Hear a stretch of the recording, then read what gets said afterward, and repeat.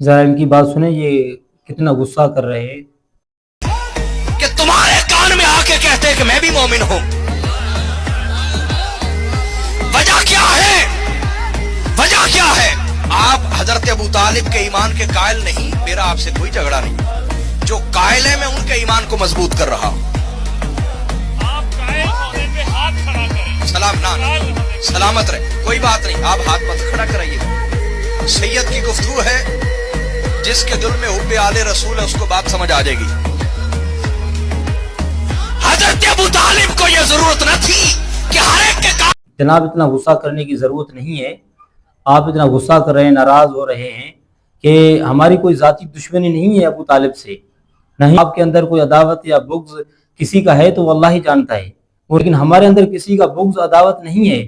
نہیں مسلمانوں کا ابو طالب سے بغض اور عداوت ہے. آپ لوگوں کو درس دیتے ہیں کہ میں نے بہت ہی علم حاصل کیا ہوا ہے، لیکن آپ کو بخاری شریف نظر نہیں آئی. آپ اپنی مرضی کی حدیثیں لیتے ہیں.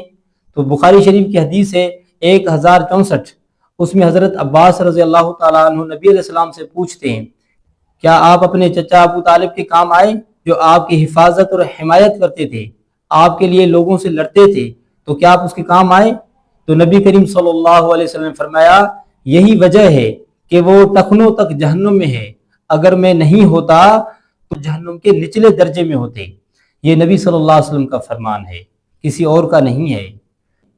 کہ جو ابو طالب سے محبت کرتا ہے وہ حضرت ابو طالب کہتا ہے، اور ابو طالب سے محبت کرنے والے میں ان کو سمجھانا چاہتا ہوں.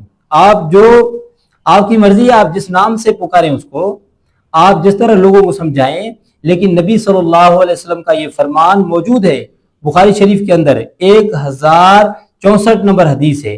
ذرا آپ اس کو دیکھیں، آپ کے چاہنے والے بھی اس کو دیکھیں کہ نبی علیہ السلام کا فرمان وہاں پر موجود ہے یا نہیں ہے. آپ کے نزدیک تو یہ ہے نا کہ ہدایت ہم سے جا ہی نہیں سکتی.